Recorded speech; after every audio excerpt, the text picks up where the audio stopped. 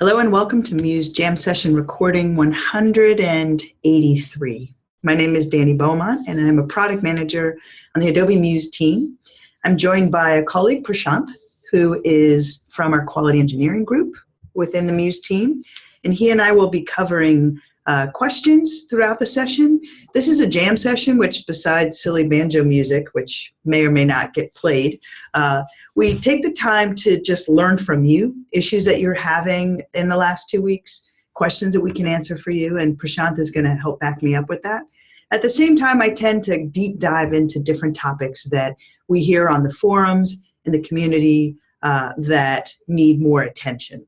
So the world of responsive and scroll effects together tends to be a tricky idea. We have introduced the feature within the product, and now that it's shipping, it's even an opportunity for us to see how users are using the solution or the features in combination with one another. So an excellent thing that you can do for me in the spirit of a jam session is if you have designs that you're working on that you think are terrific, submit it to Site of the Day. We do look at everything that's submitted there. It's a great way for me personally to see the actual work that folks are doing, the approaches that they're taking. If you submit your source file as part of that submission, it's limited to the team unless we ask your permission to do anything else with it, but it's an excellent way for us to learn. I do have a site that came in through our support line a couple weeks ago that we're going to look at that is a nice example of the combination of multiple breakpoints and scroll effects. But in this session, unless anybody stops me, I'm going to kind of take us through the paces of the combined feature. One thing you're welcome to do is throw into the chat session, I don't know, it's hard because this is always sort of one way for me. My assumption is that when you come to a jam session, sometimes you want to just have dialogue and ask questions as you go along. Sometimes you probably just like a live relationship. I guess I wonder, is this instead of watching some of the videos and support content that we have that's out there, or in addition to it? Part of why I'm asking is often I'm going to cover over the same topic that we've recorded in more depth. I don't want to be too boring if there's folks that have already seen all of that and want to see different things. So I try to strike a balance. But in the spirit of how you learn about Muse, if you're new about it, we have a site that we maintain that is, it's not an adobe.com site. It's maintained by the team. And you can find it at muse.adobe.com. So it's a subdomain of the adobe.com domain. And it's a great place to come and learn about what's going on for us. So the landing page, hold on. 1 second, I had to sneeze. The landing page is a great way to see new features in action. So we updated this page with a responsive design when we delivered that back in February of this year. Events is a great way to see any activities that are happening. You can also go to past recordings for past activities and easily access them. The widget directory is a great place to see all of the third-party widgets that are delivered in the community. Those widgets, some of them are free, some are for sale as individual items, some are part of a subscription program, and just really having them in one place to allow you to search to see what's out there I think is pretty useful. And then Site of the Day is a great place to come and see what's happening in the community. So what we do is 3 times a week, Monday, Wednesday, Friday, we'll select a site that shows off either new features, new capabilities, or just a really delightful integration of Muse features into a design. One of the activities we've been involved with in these last couple of weeks is to come through the Site of the Day. And first off, some of these sites, if you go to page 37, they're pretty darn old. They're from back when Muse was in private beta. And there's some lovely experiments that happened. I call this the Wayback Machine because if you go to page 37, you can see the fewest Muse features in action, and then come to more recent. Page 1 is showing the full feature set.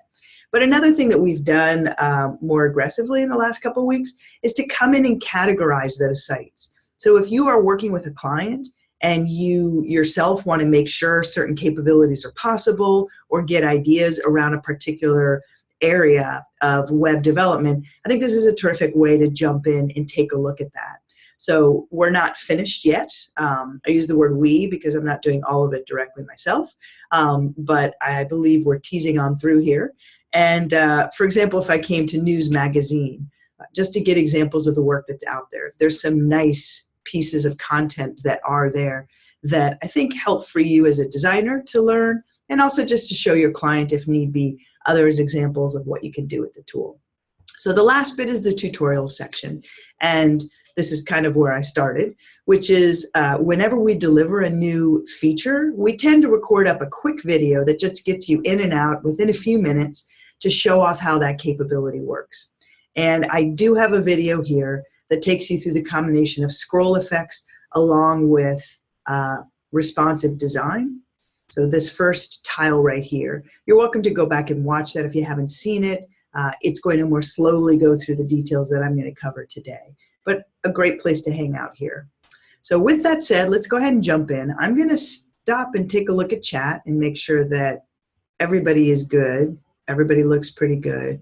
Well, hello everyone. It's nice to see some of the same friendly faces. I appreciate your coming and spending an hour with us. I really do.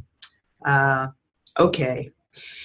Let's see. So let's talk about this idea maybe a little bit more abstractly for a moment. When you think about Muse, let's see, I'm going to do this for a moment. Can't always talk and think at the same time. Let's bring up Ike's Bikes. So Ike's Bike Shop was a demo asset that we developed right up until we delivered responsive. And when responsive came around, we switched to the old Pigeon website. But it's a good example of the most mature feature set we had with scroll effects integrated in the design. And in fact, let me just dance with the devil here for a second. I haven't been here in a while. I may have this URL right or wrong. Okay. This is a real old site that talked about scroll effects in action. I think, pretty much, yeah. I haven't been here in a while. Yes. So back in the day when we first delivered scroll effects, the idea with scroll effects is that it allows you to control the speed with which objects move on the canvas, and that's something known as scroll motion. There's also scroll opacity, so the ability to fade objects in or out based on the speed with which the person is viewing your site. We also allow you to animate OAM files, so content that has traditionally been created using Edge Animate is supported. I've slightly lost track, but I know that the new Animate tool, which is Flash Pro, that was updated to support modern day HTML and CSS3 animations, they're working on creating an OAM file that you could drop into Muse and animate at the speed of scroll as well. But this site is showing some of those integrations. So you'll notice as I scroll down on the page here, first off, the navigation on the top of the page is pinned or not moving.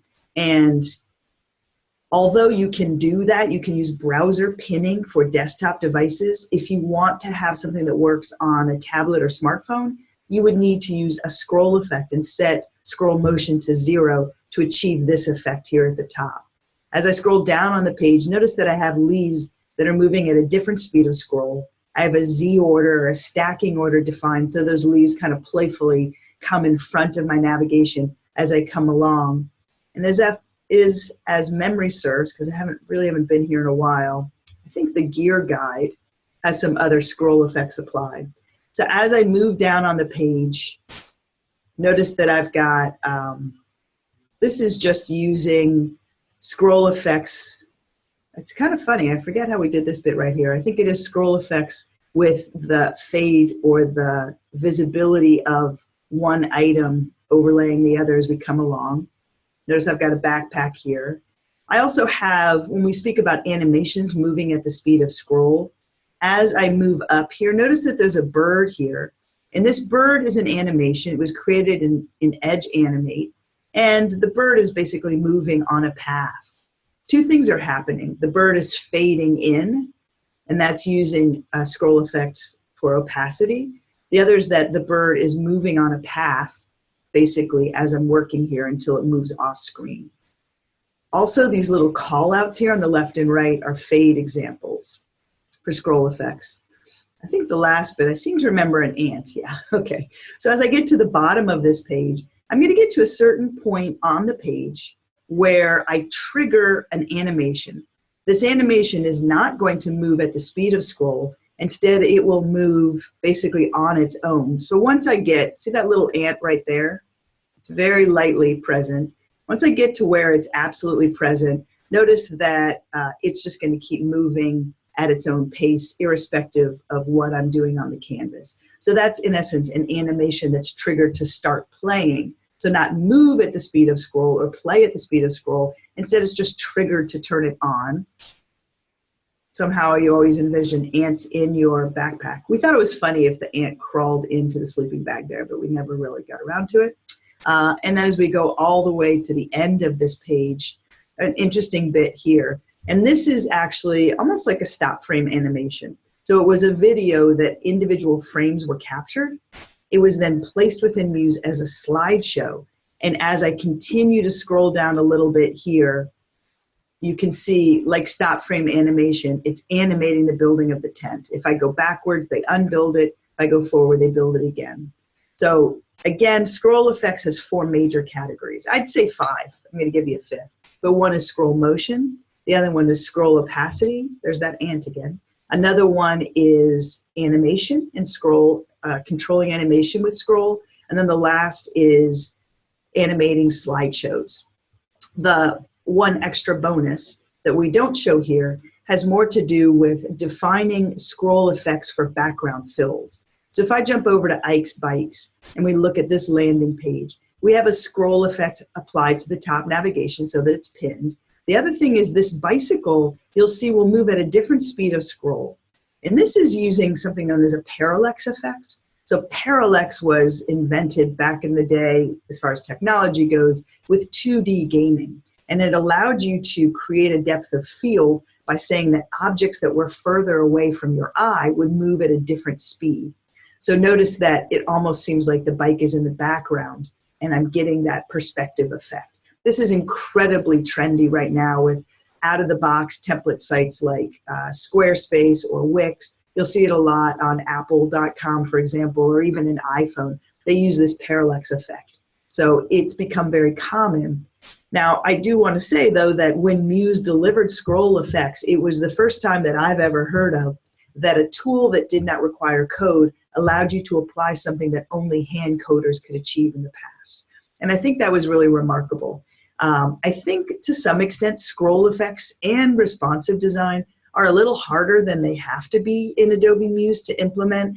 And I guess beg forgiveness at that because we created a user experience for something that had never been done before for visual designers.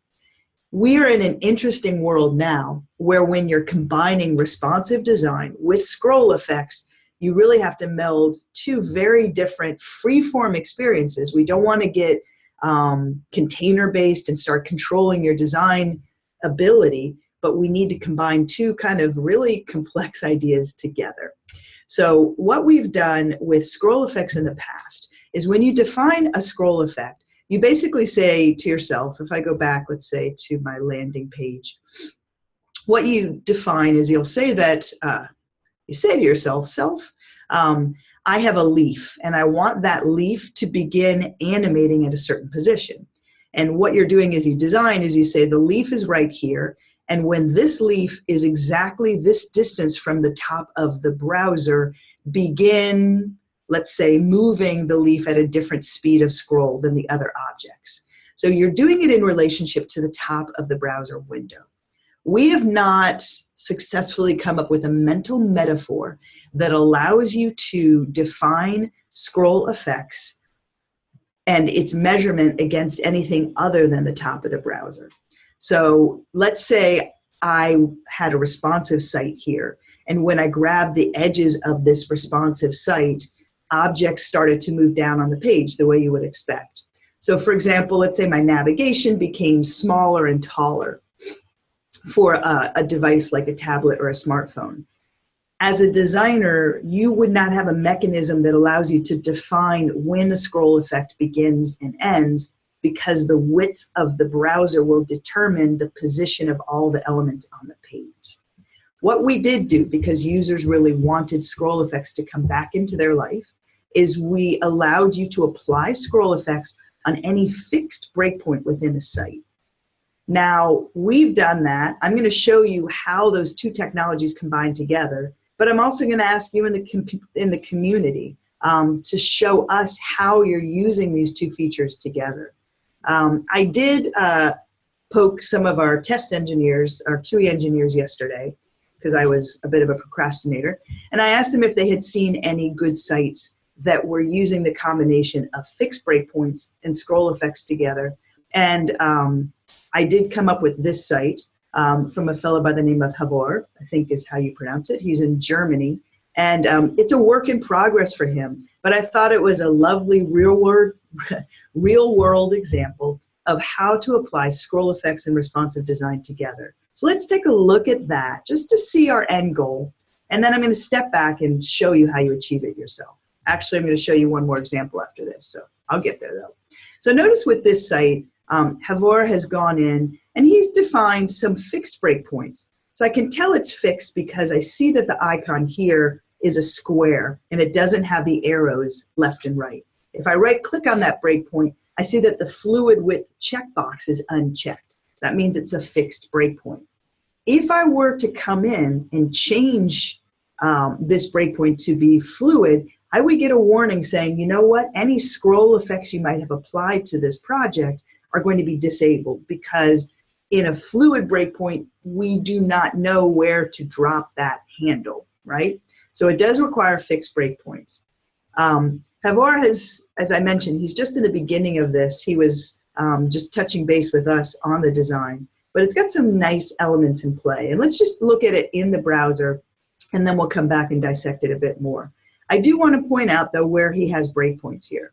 So because it's a fixed breakpoint site, what he needs to do is come in, and I actually probably disturbed this. Maybe I didn't. Okay.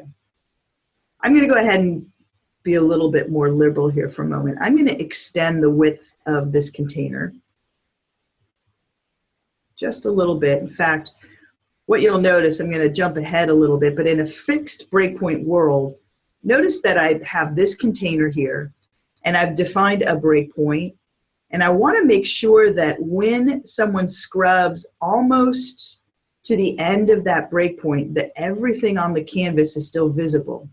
So notice as I get right to a point where it's getting pretty close on the left and right, and it jumps to the next breakpoint where the text then comes in and flows. So in my mind's eye, I'm going to come in and look at the next breakpoint that I have here. I'm going to extend the text just a little further out, because my goal is to have as few breakpoints as possible, but yet make sure I'm supporting responsive design. So let's start with these three different breakpoints and what Havor has already gone in and defined for scroll effects. So if I pull that on File to preview the page in the browser,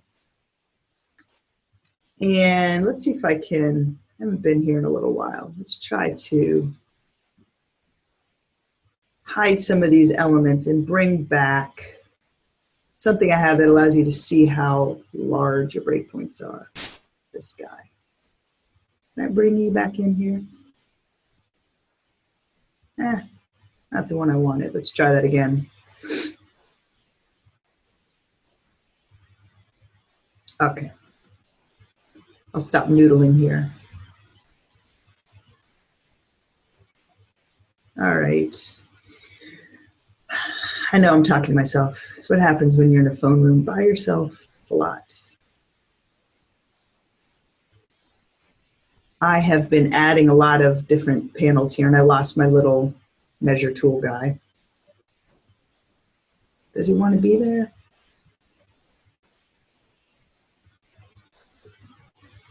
Okay, don't worry about it.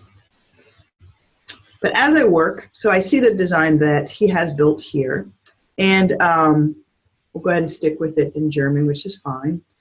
Notice that I've got navigation here towards the center of the page. If I come in and click on an anchor, it basically is going to scroll to a particular location on the site. And very quickly, a few things happen. Let's go ahead and go back to the top and show that off again. So he's got this nice background image. He's got navigation here on the page.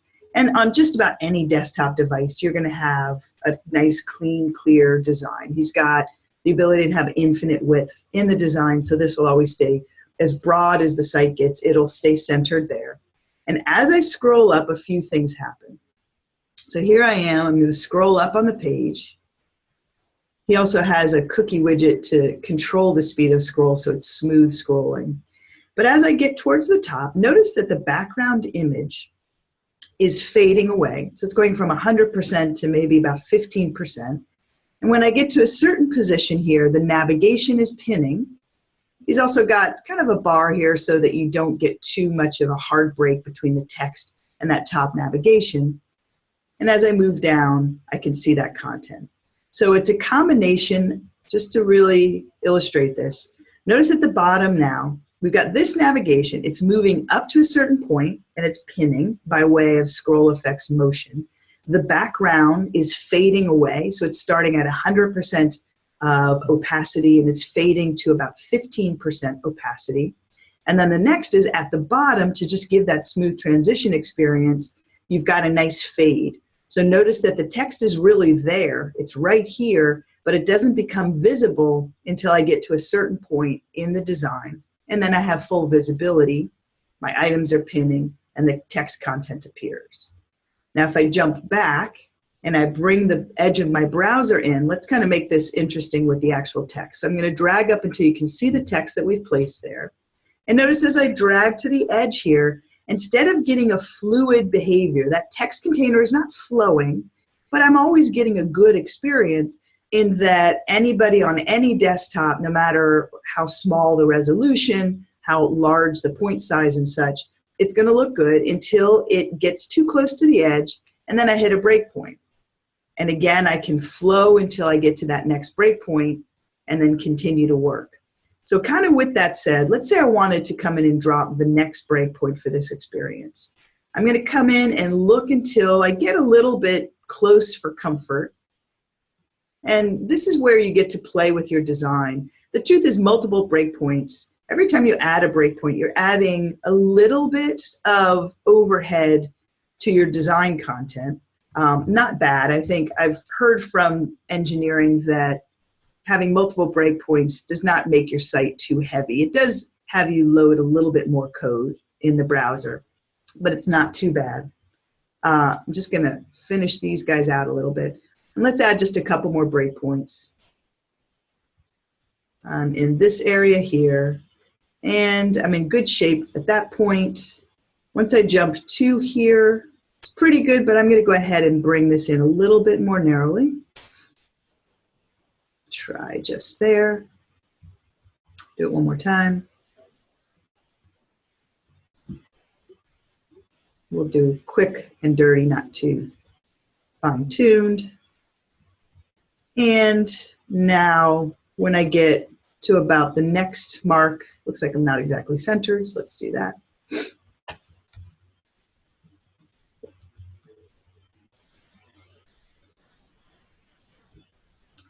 Get this guy over. Okay, I'm going to come on in, add another breakpoint about here. And I'll go ahead and really reduce a number of items. So I'll come in and make, let's try that as a group, make these two graphic elements. Well, let's let this hang over a little bit. I'm going to try to be brief here.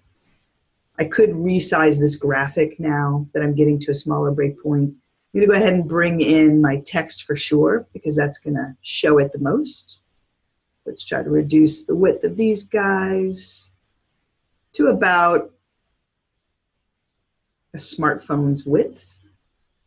I'm going to show you actually something interesting. I probably need to adapt to my navigation. I'm going to do something awful for a moment here, and let's just do quick navigation. Don't be mad. Or do not reuse this file, of course, because I'm going to mess it up. Let's say I just decided that my navigation, well, that's going to be awful, of course, but I'm going to come in and switch this guy.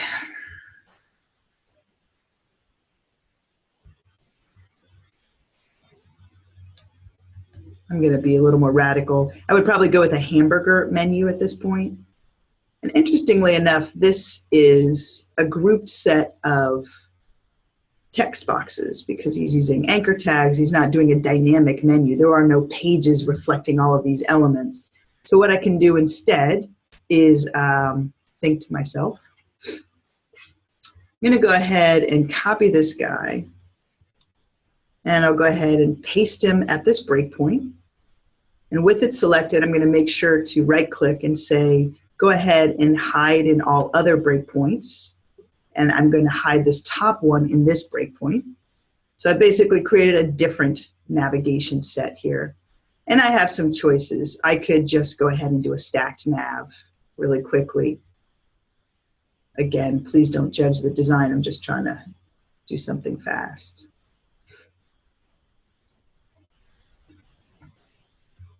Okay, Dani, now where are you going to stick that? I don't really know. I'm wrecking his poor, beautiful design.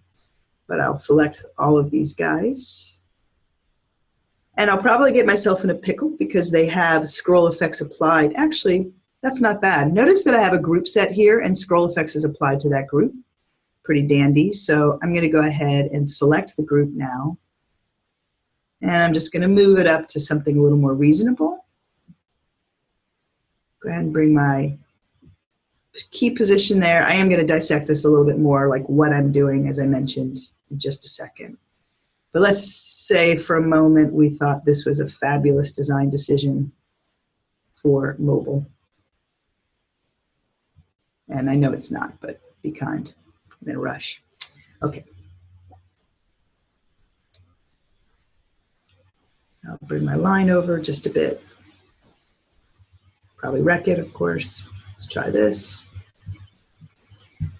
I'm going to go in and change the width of my line to be about half, maybe 350. And with most of that gathered in a somewhat awful way, I'll bring all of these guys in on my design.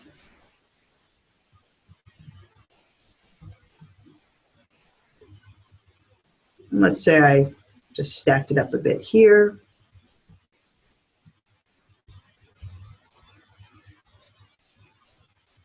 Move these guys down. Again, don't judge my bad design work. I'm trying to make a point, people. Okay. All right, let's just center it. A little less awful, but not much. Okay, so in the wider design, if I jump back a breakpoint, I had my older navigation. And this one, let's say I'm prepared for mobile.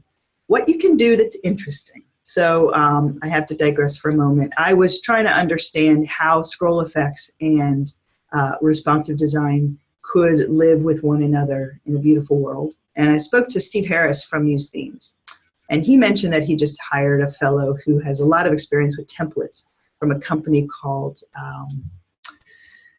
they are called Rocket Themes. And they did themes for Joomla, Drupal, WordPress.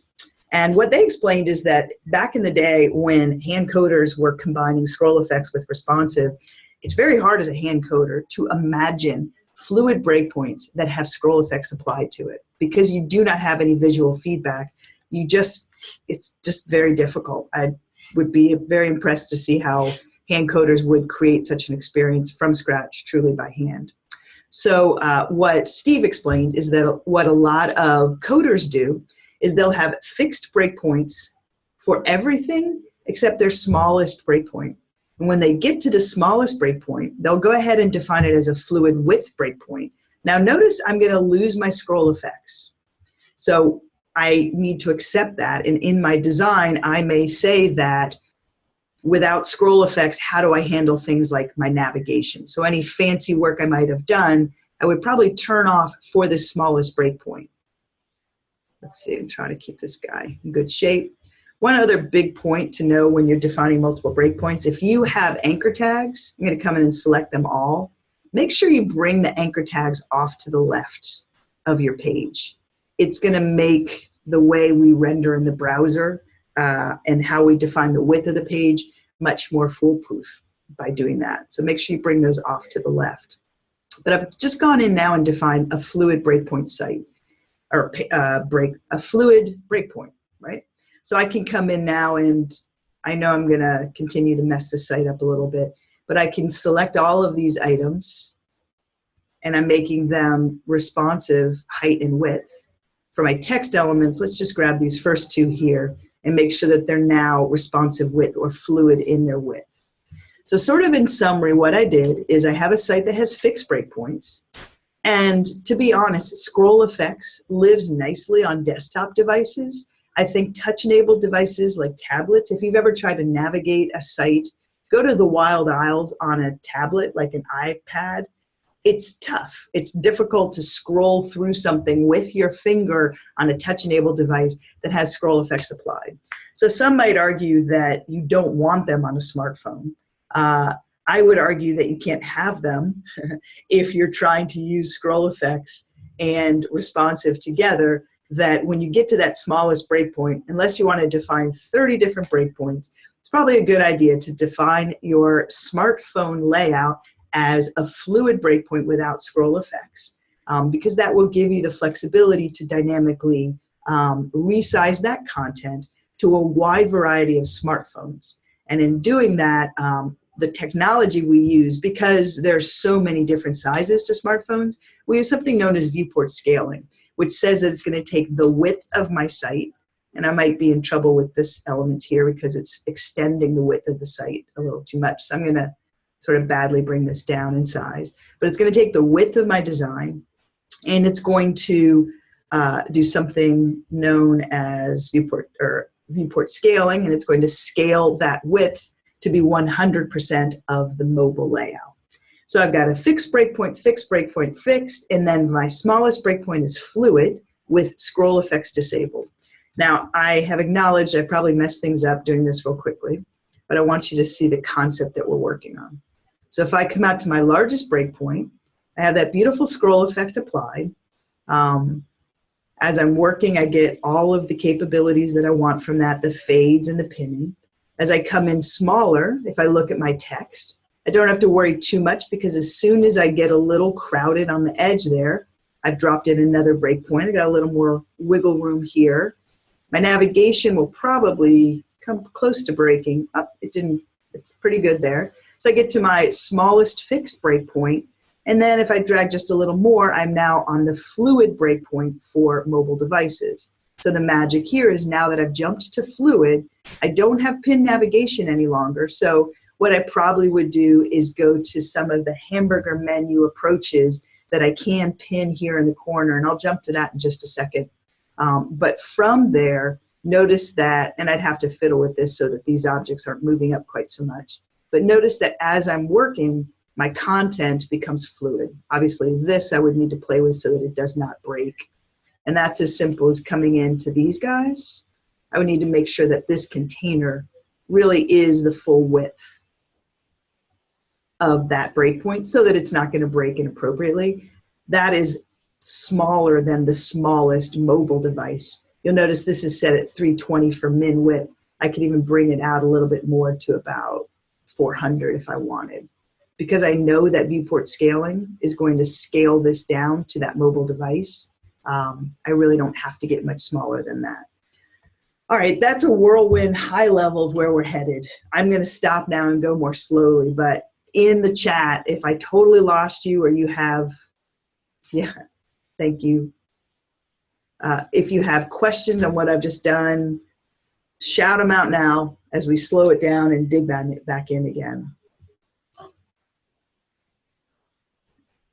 I guess what's important to me is that we have different ideas. We have scroll effects, we have responsive design. I think the magic starts to come in how you combine the two together. So I'm going to beg from the community to show us examples of what you've experimented with that works well, and I'm going to promise to do a jam session of how did you do that with the best things that I learned from individual folks. So chat seems incredibly quiet, which is fine. Let's go ahead and break some of this down. Another thing that I remembered is that when we were teaching scroll effects, it's incredibly difficult to get your head around. It really is, in my opinion. So we worked to come up with some teaching tools. Let's see if I can remember this domain. I think it's scrollfx.com? No. Bear with me. It's not that far away, but I might have to dig around a little bit.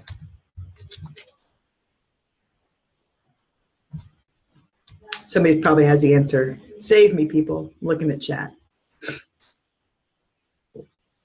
So Bob, is there a way to see what the community is saying? You know, there isn't with Zoom. This community's not saying anything. They're saying, wow, that's cool. If you mean the viewers of this, I could tell you what I'm getting for comments, but I can't share it with you. It's kind of a funny Zoom thing. So Susanna had said, I can read to you. Yeah, it's a good question. I'll do you a favor. Let's see. They're not saying much, but what the heck. Seem to be in experimentation mood today. This is what I'm seeing in chat. So not a whole ton. Susanna's talking about breakpoints, which I think Susanna was headed where I was headed before I got there.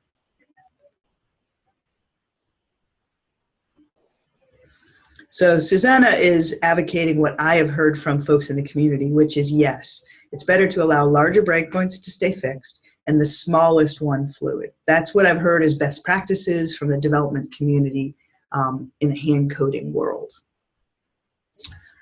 All right, I want to find my other site example. So if I go on into tutorials, I believe it lives down here in our archives a little bit.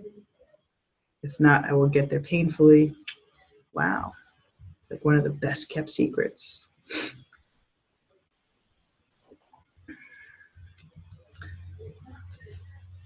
Since it's my site, I can actually look at it because I have like a million sites.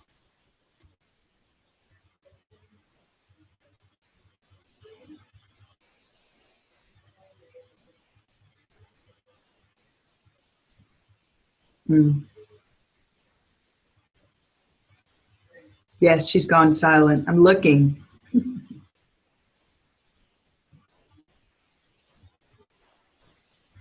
you ever notice it when you create a trial in Business Catalyst, it sort of remains with that name and you can't go back and change it once you buy a domain?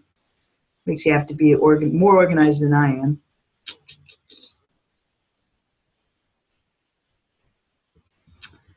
All right, let's see.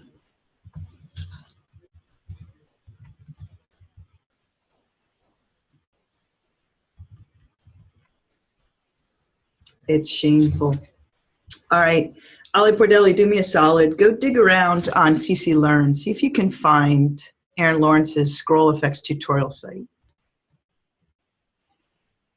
In the meantime, oh, fine, Bob, sorry. Everyone, yeah, if everyone shares with everyone, we can all see each other's comments.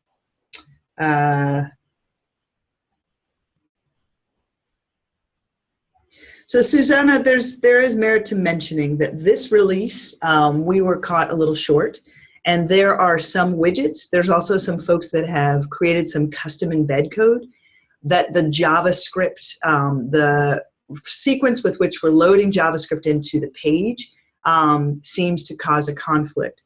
We have a new, thank you, Ollie, for saving my butt. Yes, thank you very much, sir. He's sharing all of these tutorials. This is where we're about to go.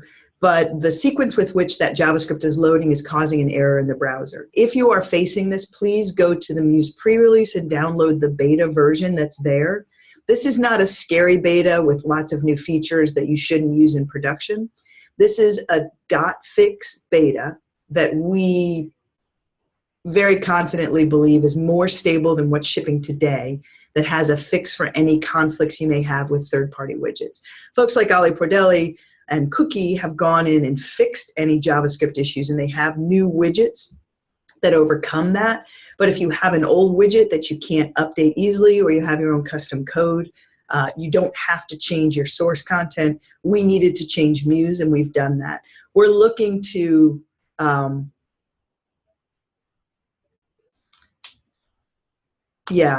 we're looking to ship this new beta release sometime next week. Is looking pretty solid for us.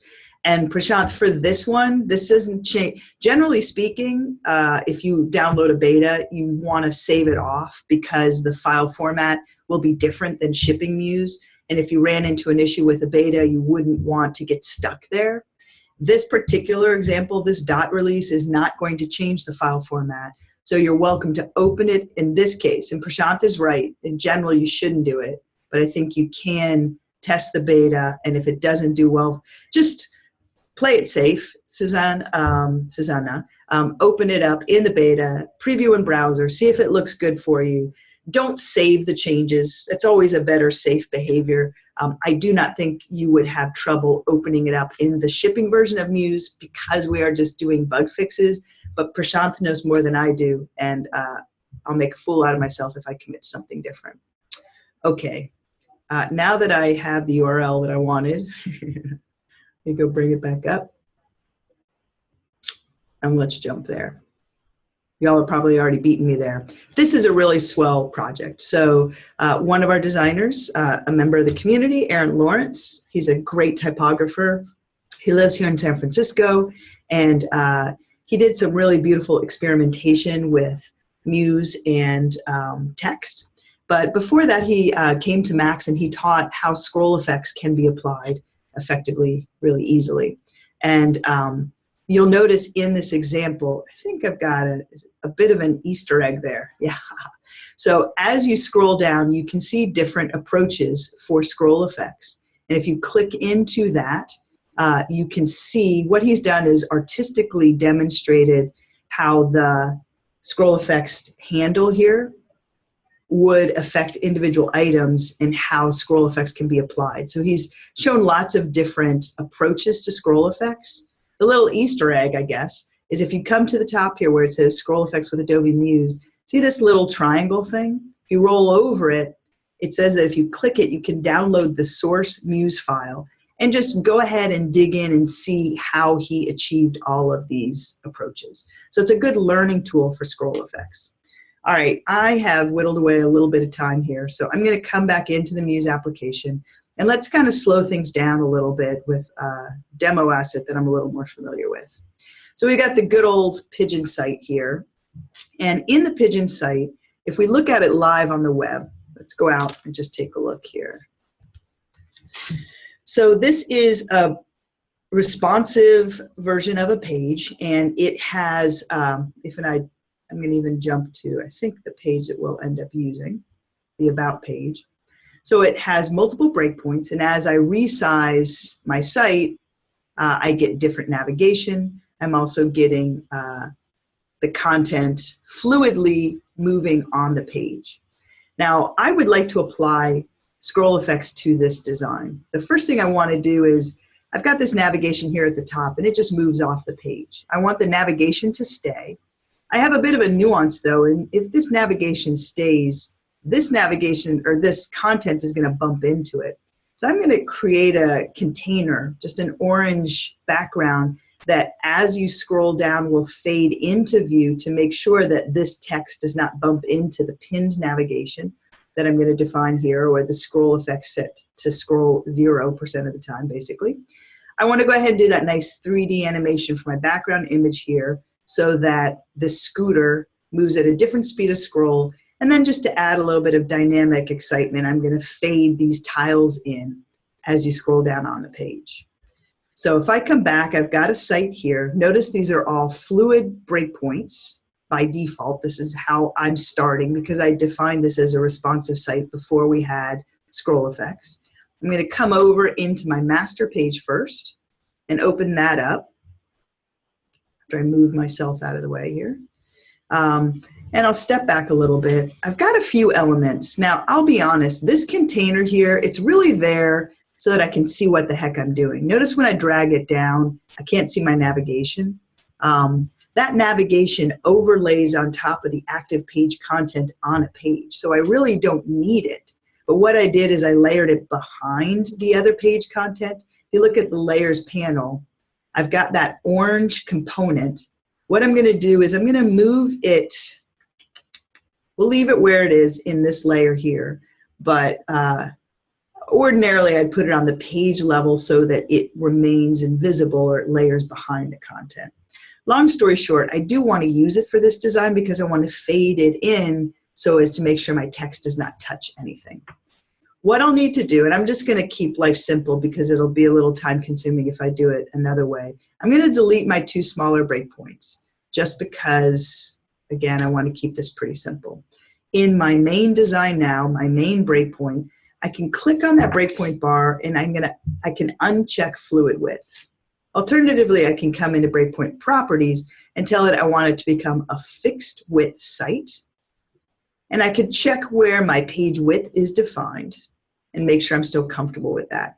This is fine for the design. I could bring it down smaller if I wanted or larger, but I'm going to leave it just there. So I now have a fixed width page.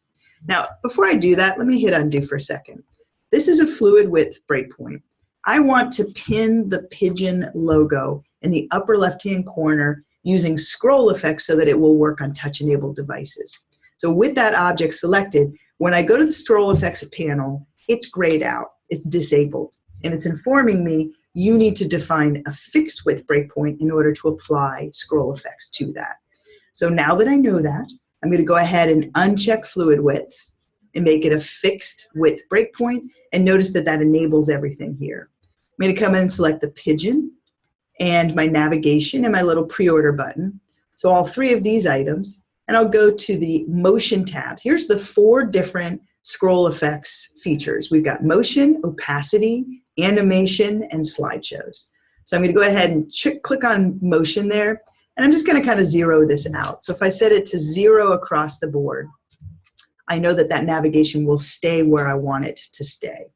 Now I'm going to go ahead and work on this trick, which is a little more complex to understand, but when you see it in action, I think it helps. With this object, I'm going to go ahead and make sure it's also set to 0. So it's not going to move, but what I want to do is come in and set its opacity. I'm going to start out with it. I'll set the opacity. I want to set the T handle, or the point where which it begins to happen. And I think the way I'll do it is just come on in here. I'll set this to 0 and 0, so it's invisible in essence. Keep it at 0 and 0, and then at about 150 pixels down, I want it to fade to 100%. So notice I've got the T handle action here. My object disappeared, and we've discussed this on the team as to what the behavior should be. If you set an object to have 0 opacity in its beginning point, it sort of disappears on the page. It's still there, but it's kind of gone missing. I might have, yeah, okay. So I've got those elements set now. Let's go ahead and jump over to my main page. Now on the main page, I still have all the breakpoints. I'm going to delete all but that largest one, again, just to make our work here a little simpler. I'm going to come on in and make this also, notice that the scroll effects is disabled. If I wanted to come in and apply scroll effect to, let's say, these images here, these guys, I'm going to go ahead and ungroup them for a moment. And notice that it's grayed out. If I come in and uncheck fluid width, it is now enabled, and I can come in and apply a scroll effect. I'll come in and select these 3 objects, and I want it to be such that they fade. So I'm going to check opacity here, and I'm just going to drag my T handle up a little higher for each of these guys. Actually, let's do this a little more uniformly. I'm going to select all 3, and I want it to be such that we'll start at 0 here, and then I'm going to move down to maybe, let's say, 400 pixels or 450 pixels, and I want it to then fade into about 85%, and we'll just keep it at that. I want it to stay at 85%, so 450, 85%. Now what I'm going to do is I want to kind of stagger them differently, so I'll move. I'm going to grab these guys again. This guy gets a little funny. Keep that at 0 so that it's at the top of my page. And I'm going to grab the second instance and just stagger it down a little bit. Grab the third instance and stagger it down a little bit. So it sort of stair steps in as it appears. For my background image here, I want to use that sort of 5th scroll effect method, which is kind of sneaky. It's not available here, but this is a container with a background fill. So with it selected, I'm going to go to the fill dropdown. Instead of clicking on the fill tab, I'm going to switch to scroll. I'm going to enable scroll motion and make sure that in the downward direction here, it's set to 0.8. I'll keep it at 0 horizontally. I don't want it to move left and right. I can set this to 0, 0.8 times the speed of scroll, and then 0 in the horizontal. All right, let's see how I did with the magic. I'm going to pull that on File to preview the page in the browser. I only have one breakpoint, and it's a fixed breakpoint at the moment, but I could come in now and add breakpoints and just make changes like we did with the design that we looked at the beginning at the top of the hour. But my basic behavior now, if fingers crossed here, is that my navigation at the top does not move. See how pigeon and home and about is staying put. Also keep your eye right here. I've got this fade, and it's probably fading too slowly, but see how it's starting to change the opacity of that container in the back? I would accelerate that so that my goal is that before this word pigeon here starts to touch that button, it's totally been blocked out. So I would speed that up. See how it's happening a little more slowly than I'd like, but that's good. Notice that the background image is now using that parallax effect. It's moving at a different speed of scroll. And then my tiles here at the bottom, 1, 2, and 3 are fading in. I love the fade effect for things like back to top. I think when you have navigation towards the bottom and you want to fade that in to where it's relevant, it's a beautiful way to do it using scroll effects. All right, people, I'm out of words and thoughts, although I am going to show you one more thing. And that is, it's always handy to have responsive menus, like the hamburger menu. Let's try this. Muse Menus, maybe?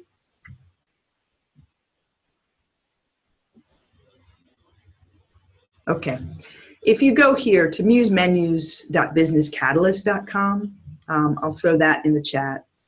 This is a freebie that I put up there to give you examples of all sorts of responsive menu styles. So there's the examples here. There's 5 of them. You can download the source file down at the bottom, but we show off just different ways. For example, a hamburger push menu where things push down. We've got another one, I call it hamburger reveal, but where you roll over it, it reveals the navigation. Lightbox, where it actually does a full lightbox approach. This is a really nice way to work because it will always center the content horizontally and vertically. So if you have small devices, you know you don't lose your content. Vertical reveal, basically fading up. And then in the last instance, using anchor tags to scroll to the bottom of the page as a navigation method. So those are available for you to play with as well. Now I'm done talking and sharing and want to hear if there's any outstanding questions. Q&A pod has one question. Okay. And jumping in to take a look at the chat. All right. Most folks seem to be happier. I think Prince Ali, he foolishly called himself Prince Ali once in Zoom, and I think he'll have to be a prince forever. But he is a Persian prince as far as I'm concerned. I'm going to go back up to our polling questions and see how we did. Y'all need to do me one more favor as you answer the polling questions. And that is, give me more topics. What should we cover over? All right, I'm launching this poll. Give me feedback about today's session because I'm still talking in a room by myself as usual, 183 times. What else should we cover? Put it in the chat. What are topics that you think are relevant, that there's not learned content out there that you could watch? The YouTube channel still has just about everything we've done in a long time. That tutorials area has some as well. But let us know what other topics you'd like to cover that you think are being lightly covered. I did a session a couple weeks back where I invited one of the folks in the community to actually share his guidance on SEO, and we recorded that. I think having folks come in, we could ask some of the vendors to maybe show off their best widgets. That could be a possibility. A little dangerous because those widgets are complicated. especially Ollie Pordelli's beautiful cookie widgets. I would leave it up to him to show them off. Susanna says more on pinning. Tell me more about more on pinning. What else would you like to know about it? I know that there probably is confusion around when you pin in the browser, when you pin using a scroll effect, or using a responsive pinning behaviors. But I need to know more. If you want to, Susanna, send me an email privately. Let me know what you don't understand and what examples are out there and things you're trying to achieve. Let's see if we can drum up enough there that I can actually help. But I need to know more about the problem. All right, we are 2 minutes from the top of the hour. I think Valerie's talking to Ollie. Oh, Ollie's talking to Valerie. All right, good. Thank you, everyone. We'll see you in, I think, 2 weeks. I have to double check my calendar, but that should be just fine. Thanks for coming. We will catch you again soon.